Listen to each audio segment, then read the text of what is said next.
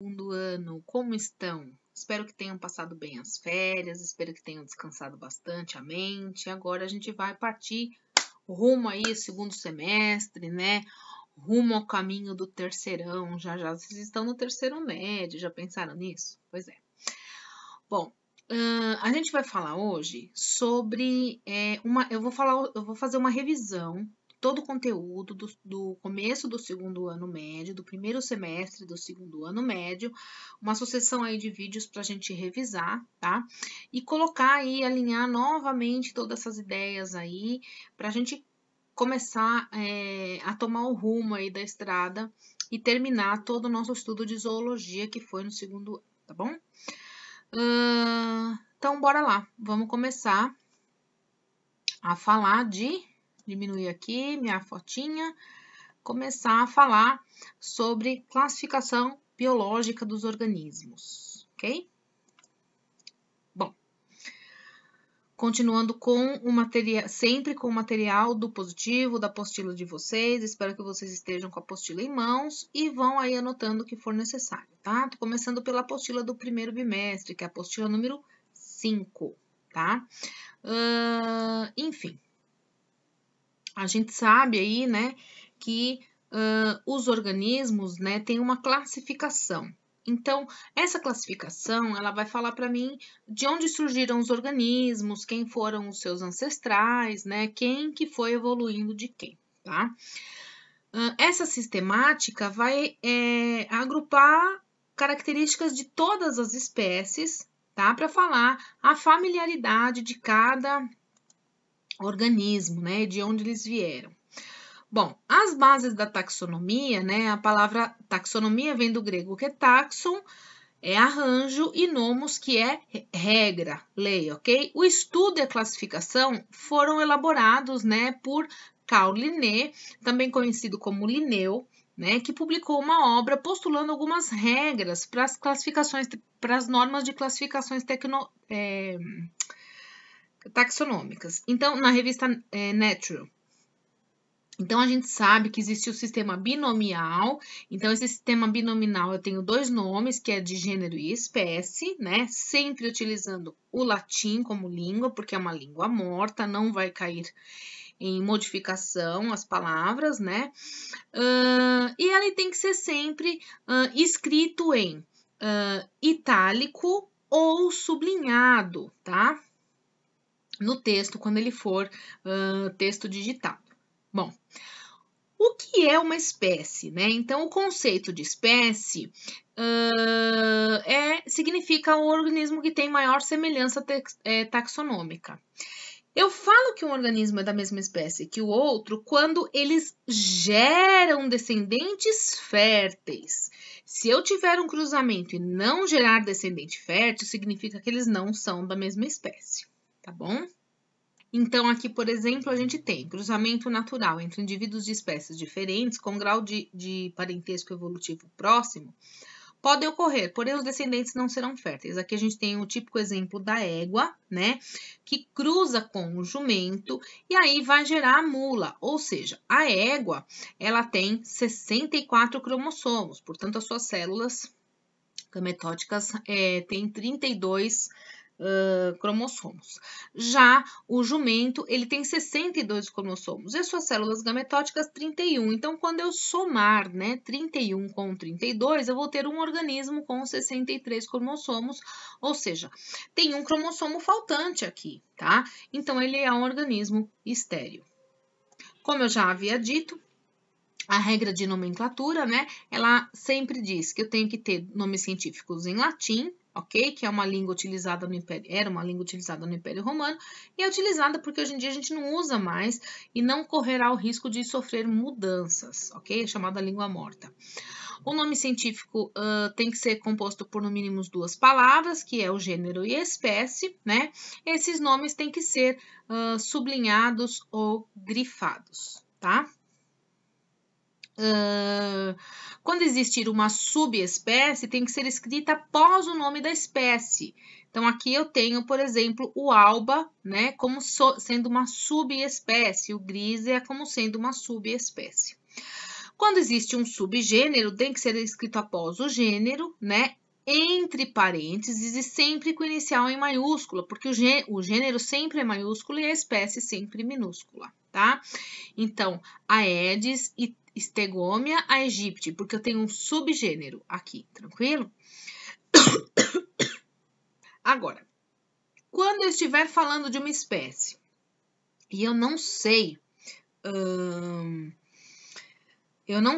qual é se eu tô falando de um gênero, mas eu não sei especificamente qual é a espécie, eu uso a palavra SP, que significa qualquer espécie após o número. Por exemplo, Plasmodium SP significa que todos os organismos do gênero Plasmodium têm a mesma característica, tá?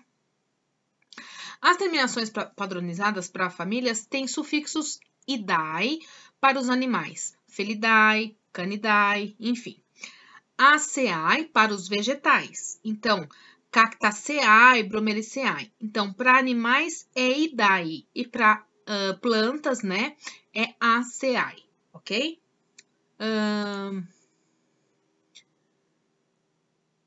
Bom, categorias taxonômicas, né? Para organizar os seres vivos, a gente tem táxons, tá? Esses táxons, eles são ordenados, né? Como uma forma de classificação, como degraus, ok? Então, eu tenho lá reino, filha, classe, ordem, família, reino, filo, classe, ordem, família, gênero e espécie. O domínio, ele era antigamente a gente utilizava mais, né? Então, aqui a gente sabe que o domínio eu tenho os eucariontes e os procariontes. Por exemplo, aqui, se eu estou falando da bactéria, eu tenho o domínio de eucariontes, né? Bactérias e cianobactérias. Se eu não vou falar delas, eu não preciso falar do domínio. Então, muitas vezes, a palavra domínio não é usada. A gente usa só de reino para frente, visto que, se eu não estou falando de bactérias e cianobactérias, eu estou falando de eucariontes, ok? E aí a gente tem aquelas frases, né, que os alunos produziram em sala de aula. Tem as mais clássicas, que é o rei filósofo classifica ordinariamente a fama dos generais espartanos, raio forte caiu ontem fazendo grande estrago, e assim sucessivamente, ok? Bom, a comparação entre Linneu, né, e alguns seres vivos, ele me mostra o quê? Que a categoria, né, dos seres humanos, eles são eucariontes, os cogumelos são eucariontes, as moscas são eucariontes. Então, vamos lá. O reino, por isso que a gente não usa muito domínio eucário. O reino, aqui é animal, aqui é fúndio, aqui é animal, aqui é animal. Ou seja, eles estão próximos a este, de parentesco mais próximos ao humano, ok? Os humanos são cordados, aqui a gente tem artrópodes e o tamanduá também é um cordado. Então, o parentesco entre o ser humano e o tamanduá existe. E assim sucessivamente, nós vamos tendo as classificações, né? Até chegarmos aí no gênero e na espécie, ok? Então, aqui se separou em que momento? Onde o ser humano é um mamífero, o tamanduá também é um mamífero, mas são de ordens diferentes, tá? Bom, a partir dessa classificação descrita por Linneu, né, a gente teve aí, a gente percebeu que nem tudo se mostrava nesses organismos, né, então nem tudo considerava a evolução desses organismos. A partir do século XIX, com descrições de fósseis, né, e apresentação de teorias evolutivas, a gente teve aí a cladística, né, ou filogenética, ou seja, eu queria saber quem surgiu de quem evoluiu de quem, e não só a familiaridade desses organismos, ok? Então, as filogenias são importantes para testar hipóteses sobre a evolução desses organismos. O estudo da filogenia, então, envolve construção de árvores filogenéticas, os chamados cladogramas, tá? Onde eu vou ter aí o grupo monofilético, que é o conjunto de todas as espécies que representam o mesmo ancestral em comum, ou o grupo parafilético, que é o conjunto de espécies que apresenta um ancestral em comum, mas que não inclui todos os outros, como, por exemplo, aqui é o monofilético, né? Aqui é um aqui eu tenho um parafilético, aqui é um monofilético, ou seja, tenho um ancestral em comum, e aqui eu tenho um ancestral que teve uma divisão entre os dois. Tudo bem até aqui? Bom, cada táxon tem uma parte de suas características que é única. Então, ele separou porque aquele lá tem uma característica única que este não tem, assim foi se separando. Logo, o ponto de ramificação aqui, ó, entre A, B e C, existiu no 2. O 1, ele teve uma linhagem diferente daqui, de diferente para cá. Então, eu tive um tipo de animais para cá e outro tipo de animais para cá. Esses animais, por si, evoluíram-se diferentemente um do outro. Aqui não. Aqui eu tive o táxon A, que deu origem ao B e ao C, ok?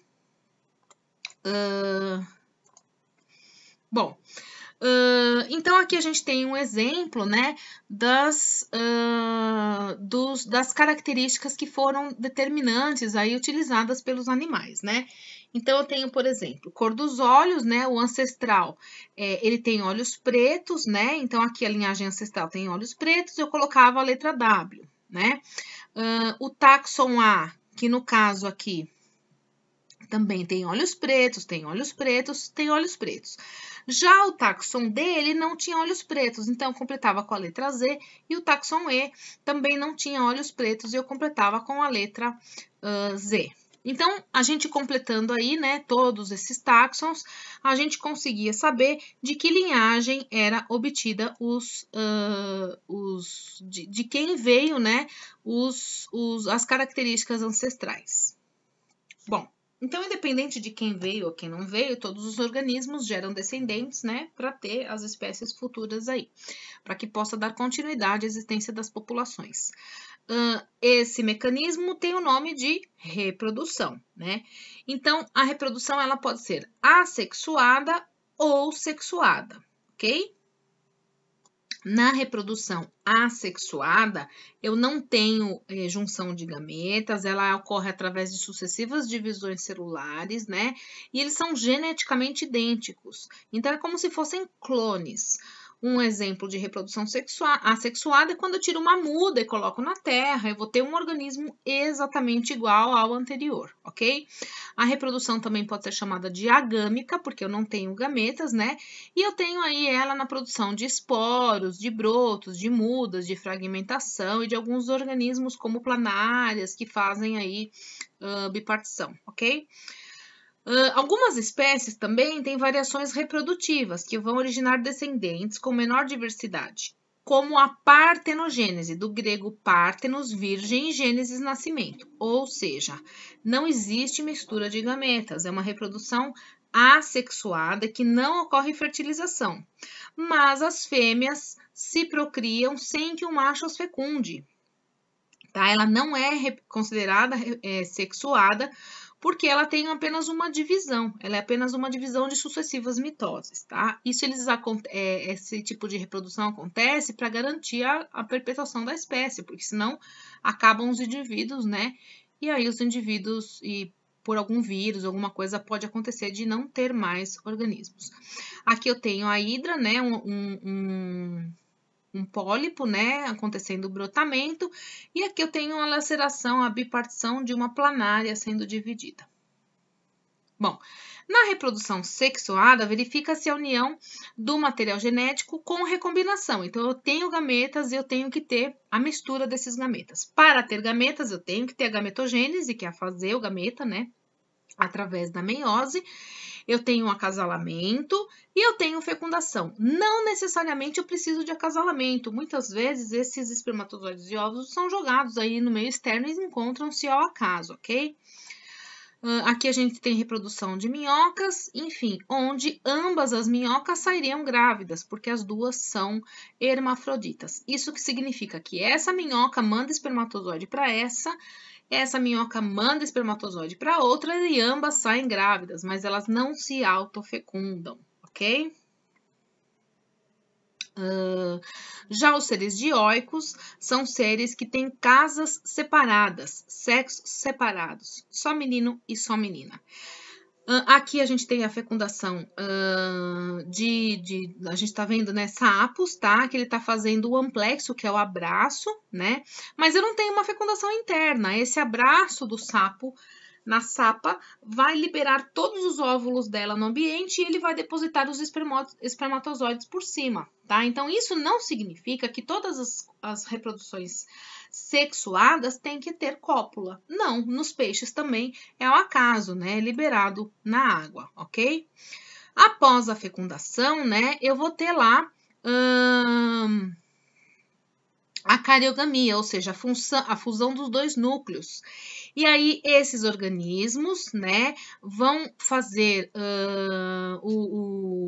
esses organismos vão fazer o zigoto, né?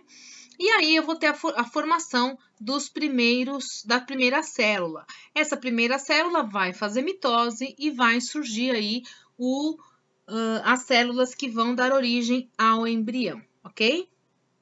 Bom, então quais os tipos de fecundação que a gente tem? A gente tem a autofecundação, onde o próprio organismo se autofecunda. Isso acontece muito com plantas, porque o pólen fecunda, né? O tubo polínico. Eu tenho fecundação cruzada, quando os organismos trocam, como no caso das minhocas ali que eu mostrei. Eu tenho a fecundação externa, no caso dos peixes e dos sapos que vocês viram, e a fecundação interna, no caso da maioria dos mamíferos, que é através do interior do corpo, répteis, aves, insetos, enfim, a grande maioria dos animais, tá? Então, eu tenho a reprodução sexuada e assexuada, seres monóicos e dioicos, e os tipos de reprodução são interno, externo, cruzado e autofecundação. Bom, após a fecundação, né, a gente tem lá, então, o desenvolvimento do embrião, né, que vai ser segmentação, gastrulação e organogênese, tá? As características, então, né? Após a fecundação, vai começar a segmentação e clivagem, que são sucessivas mitoses, né? Divisões celulares, e que vão fazer com que o ovo, né? Constituído por bioplasma, tenha o polo vegetativo e o polo animal. O polo animal, a finalidade é formar um novo indivíduo, e o polo onde se encontra a parte da nutrição é chamado de polo vegetativo. Os tipos de ovos que são produzidos pelos animais, né? Então, eu tenho ovos oligolécitos ou isolécitos, tá? Produzidos geralmente pelos animais, né? Como anfioxos, né, que tem pouco vitelo distribuído de forma homogênea. Então, a gente tem lá mamíferos, placentários, equinodermos e protocordados.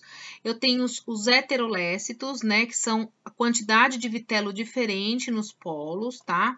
E aí eu tenho quem de exemplo? Os anfíbios, moluscos e anelídeos. Eu tenho os telolécitos, né, que são alguns peixes, répteis, aves, os mamíferos ovíparos, que são os que colocam ovos, ok? E os ovos do tipo centrolécitos, tá? Que são da maioria dos artrópodes. Depois dessa fecundação, então, cada tipo de ovo vai ter sua forma de divisão, né? Independente disso, eu tenho um estágio denominado blástula, ou seja, do grego blastos, que significa broto embrionário. As divisões para cada tipo de ovos são diferentes. Então, para o ovo que tem distribuição oligolécito, ela é total e igual, né? Então, a mitose vai ser total e igual para todas as células, como no nosso caso, que faz a mórula, ok? Já nos organismos que eu tenho ovos heterolécitos, eu tenho uma divisão total, uma divisão desigual, tá? Então, aqui em cima, ela vai estar dividindo em micrômeros e macrômeros. Já a divisão, né, a segmentação meroblástica ou parcial, são para os ovos telolécitos. Então, telo significa antena, né? E eu tenho aí uma divisão maior aqui em cima, né, diferenciada nessa reprodução. E a parcial e superficial são os ovos que têm a parte central bem delimitada, né? E aí eu vou ter uma diferenciação que, no caso, são os ovos dos artrópodes, ok? Bom, só lembrando então que no nosso caso, né, a nossa divisão, ela é,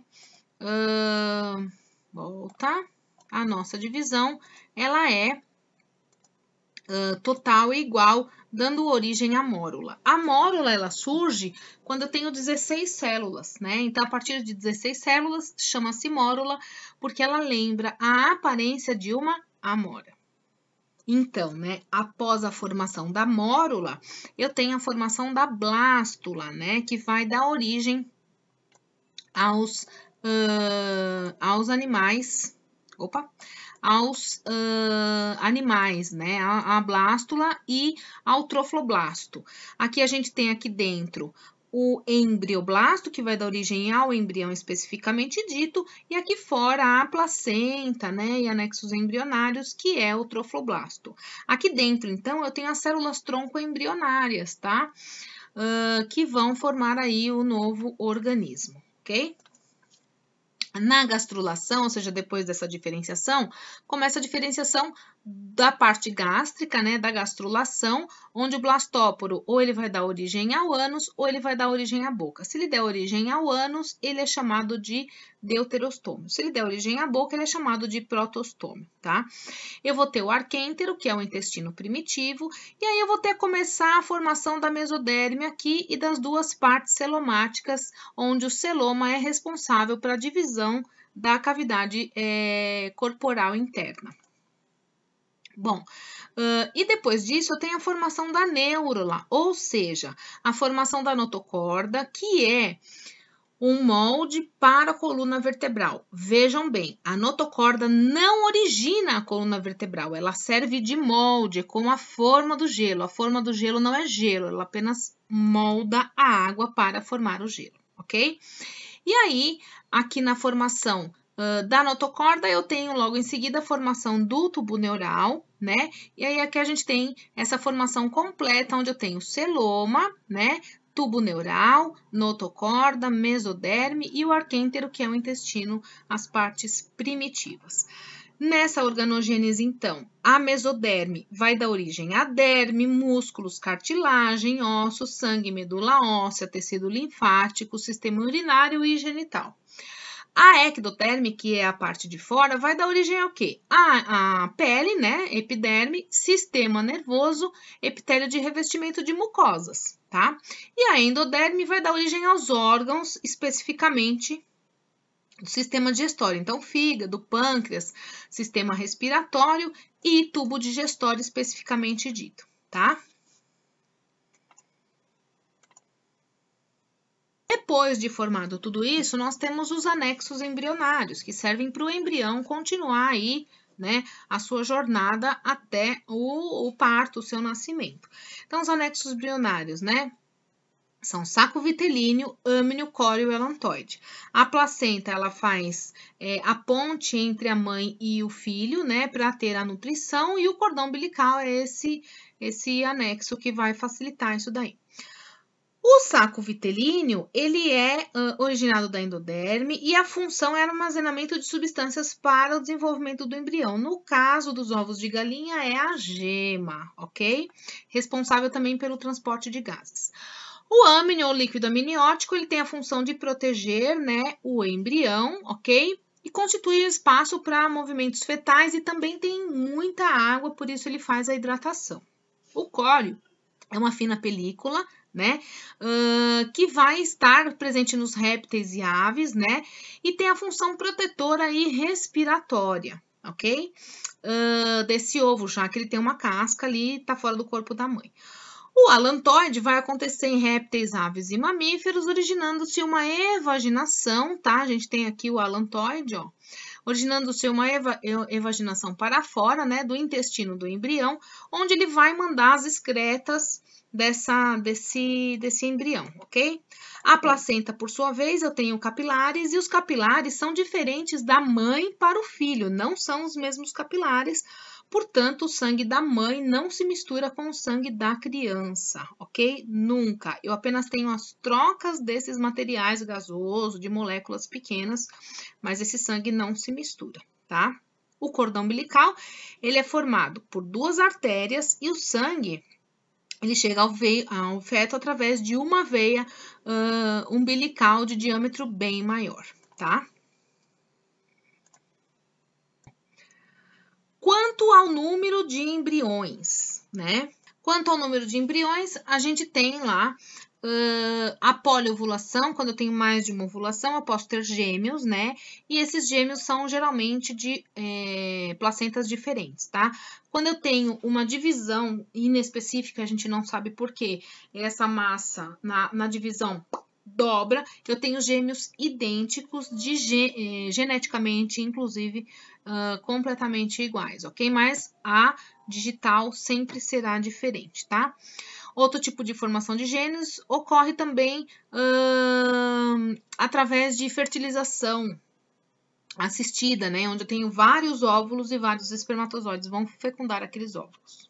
E quando a gente fala de células-tronco, significa que são as células que eu posso utilizar, né, dessa fecundação que ocorreu, né, ou que ela foi feita em laboratório para tecidos que vão precisar se desenvolver, tecidos que têm problemas, né, e eu posso colocar essa célula lá naquele meio e aí ela começar a produzir tudo que ela precisa, enfim.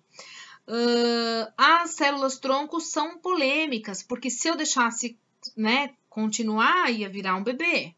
Porém, existem pessoas que doam as células para poder ajudar as pessoas que precisam de células novas, como as células-tronco. Então, tem pessoas que doam os gametas para fazer esse tipo de pesquisa, ok? Ou terapia. E a gente tem aqui, né, as células-tronco, uma pesquisinha de células-tronco. Então, elas podem ser embrionárias ou adultas, ok? Onde eu tenho as totipotentes, as pluripotentes e as multipotentes.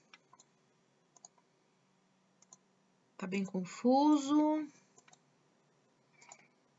Totipotentes é de um embrião recém-formado, tem grande potencial de diferenciação.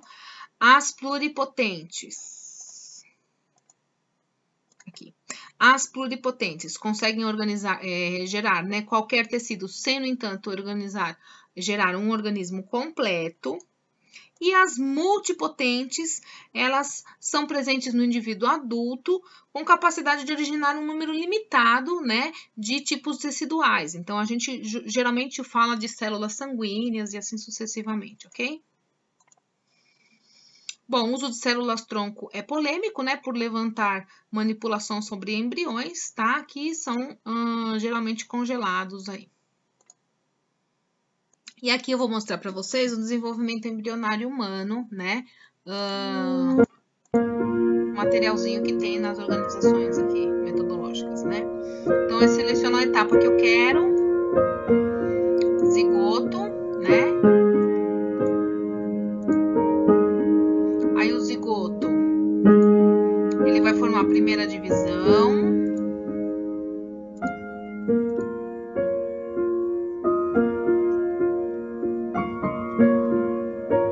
Né, a segunda, a terceira, na F aqui eu tenho mórula, ok? Aí aqui a gente tem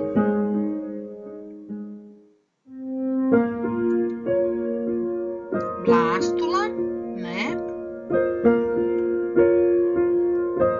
E aqui vão se passando as semanas de gestação, ok? E aqui eu tenho a organogênese propriamente dita. E a formação do que vai acontecendo na sua época de gestação, ok?